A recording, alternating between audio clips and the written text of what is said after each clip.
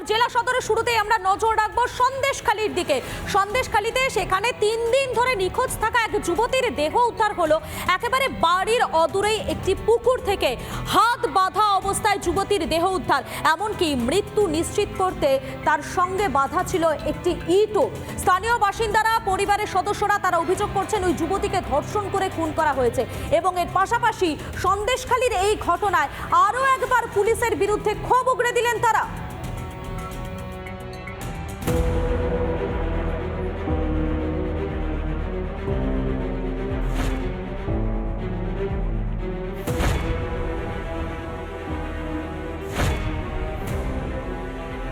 এই মুহূর্তে আমি দাঁড়িয়ে রয়েছি ন্যাজাটের ঘোষপুর এলাকায়, আর এখানেই উদ্ধার হয়েছে এক যুবতীর দেহ। সেই জায়গার ছবি একবার দেখানোর চেষ্টা করবো এই মুহূর্তে। পুকুরের মাঝখানে এই যে 4টে লাঠি পোতা রয়েছে, ঠিক এই জায়গাতেই আজ সকালে এক যুবতীর দেহ উদ্ধার হয়। তো বুধবার থেকে বৈকাল 4টা থেকে নিখোঁজ। আমরা প্রচুর খোঁজ খবর করে আমরা থানায় একটা মিসিং ডায়েরি করি। ভোরে ওর বডিটা যেখান থেকে নিখোঁজ হয়েছিল সেখানেই পাওয়া যায়। হাত পা বাঁধা অবস্থায় বডিটা পড়েছিল পুকুরে। গোয়ালঘর, এই গোয়ালঘরে কিন্তু কাজ করছিল ওই যুবতীর মা এবং যুবতী। তারপরে কিছুক্ষণের পর কিন্তু যুবতীর মা এই গোয়ালঘর থেকে চলে যায়। যুবতী কিন্তু আর যায়নি। ঠিক বিকেল 4টের পর থেকে কিন্তু নিখোঁজ হয়ে যায় এই গোয়ালঘর থেকে, এমনটাই দাবি করা হচ্ছে পরিবারের পক্ষ থেকে।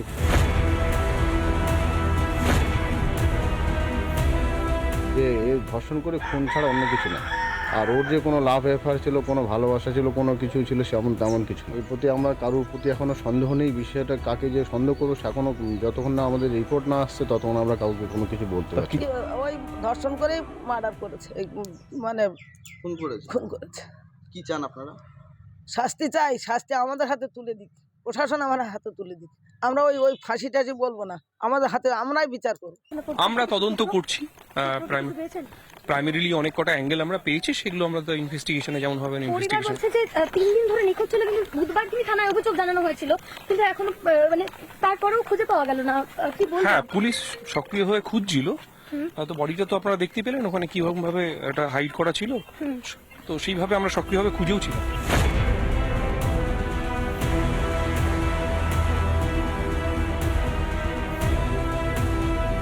এই মুহূর্তে যারা পুলিশের উচ্চপদস্থ আধিকারিকরা রয়েছেন তারা কিন্তু এই গোটা এলাকাটা তারা পরিদর্শন করছেন। কিন্তু প্রশ্ন হচ্ছে পুলিশের ভূমিকা নিয়ে, কারণ এই 3 দিন পুলিশ কি করছিল, যে যখন নিখোঁজের অভিযোগ জানানো হলো তখন পুলিশ কি করছিল তা নিয়ে কিন্তু প্রশ্ন উঠছে।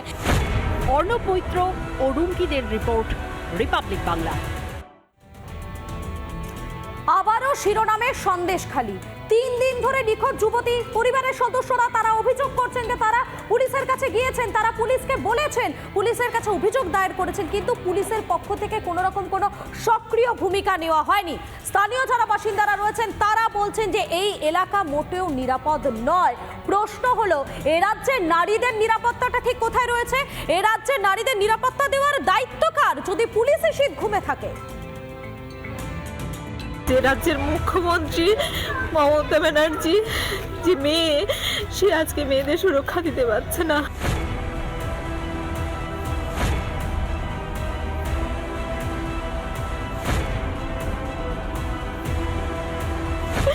পদত্যাগ করা উচিত, লজ্জায় মুখ না দেখানো উচিত ওনার। লজ্জা করে। আজকে এই অবস্থায় দেখবো ভাবিনি যে মেয়েরা এভাবে, ওর মৃতদেহ এরকম দেখতে হবে।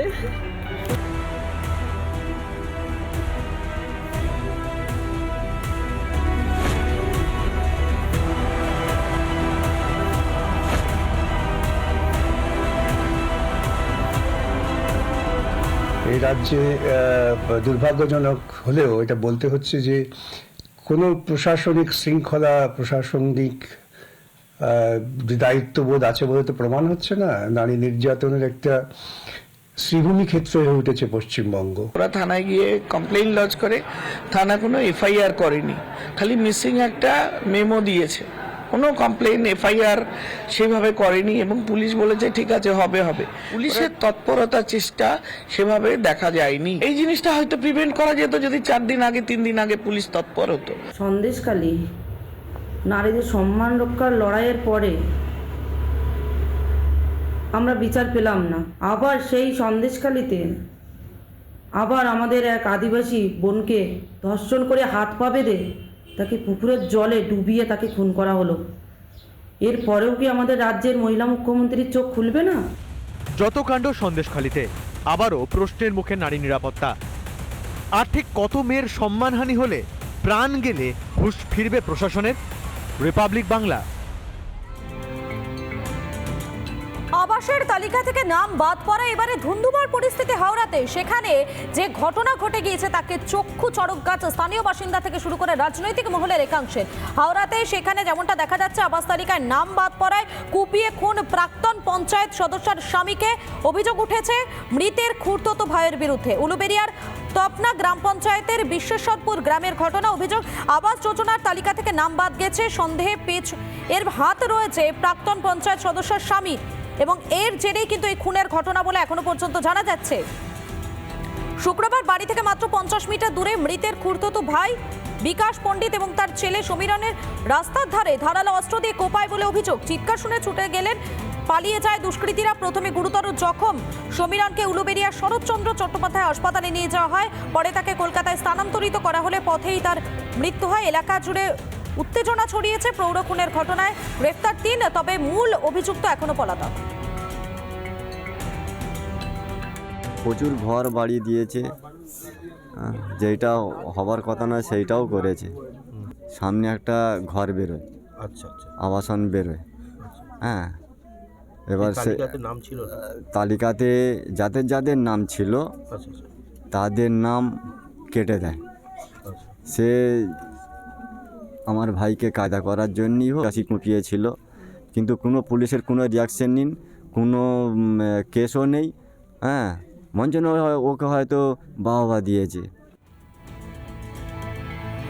রাজ্যের দিকে দিকে আবাস দুর্নীতির অভিযোগ, আর এই আবাস দুর্নীতি যত বেরিয়ে আসছে ততই মানুষের মধ্যে যে ক্ষোভ, সেই ক্ষোভ দেখা যাচ্ছে। বিভিন্ন জায়গায় যারা প্রাপ্য, যারা এই আবাসের তালিকায় যাদের নাম থাকার কথা কিন্তু যাদের নাম নেই, তারা কোথাও তারা বিক্ষোভ দেখাচ্ছেন, আবার কোথাও তারা রাস্তায় বসে প্রতিবাদ জানাচ্ছেন, আবার কোথাও মাথার উপর যাদের একটুও ছাদ নেই তারা কার্যত মাথায় হাত দিয়ে বলছেন এরপর তাদের কি হবে, কি করবেন তারা।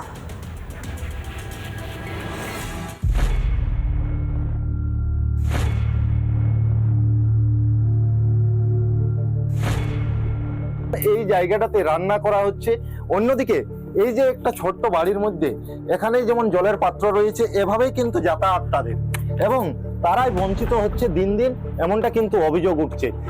একেবারে ক্যামেরা পার্সনকে দেখাতে বলবো বাড়ির অবস্থাটা। একেবারে জরাজীর্ণ বাড়ি, মাটির দেওয়াল, একেবারে ফাটল রয়েছে বাড়ির দেওয়ালে, অথচ তারাই কিন্তু বঞ্চিত হয়েছে আবাস তালিকা থেকে।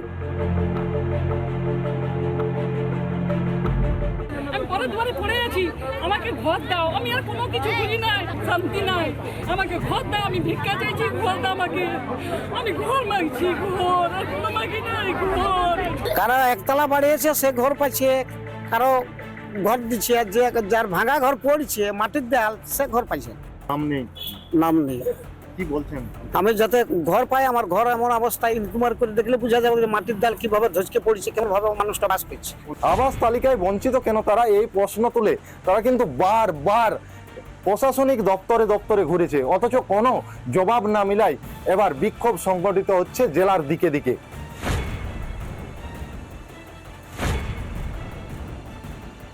আমার জানা নেই যে পাকা বাড়ির আওলা দুতলা বাড়ি বা চাকরিজীবীরা ঘর পেয়েছে, আমার জানা নেই। যদি জানা থাকে তাহলে বিডিও সাহেব নিশ্চয়ই পদক্ষেপ নেবেন। সার্ভের নাম করে তৃণমূল কংগ্রেসের যারা পোষা মস্তান, ঘোড়ে দালাল, তাদেরকে কিছু টাকা পয়সা পাইয়ে দেওয়া এবং ভোট ব্যাংক তৈরি করার রাজনীতিতে নেমেছেন। অরিজিনাল যারা প্রাপক তারা বঞ্চিত হচ্ছে। দেখুন, আমরা আমাদের তরফ থেকে তো সার্ভে একটা করেছি, তারপরে এখানে একটা বিক্ষোভ হয়েছে, কিছু কমপ্লেন আমরা পেয়েছি, প্রত্যেকটা কমপ্লেনই আমরা মানবিকতার সঙ্গে যাচাই করে দেখব।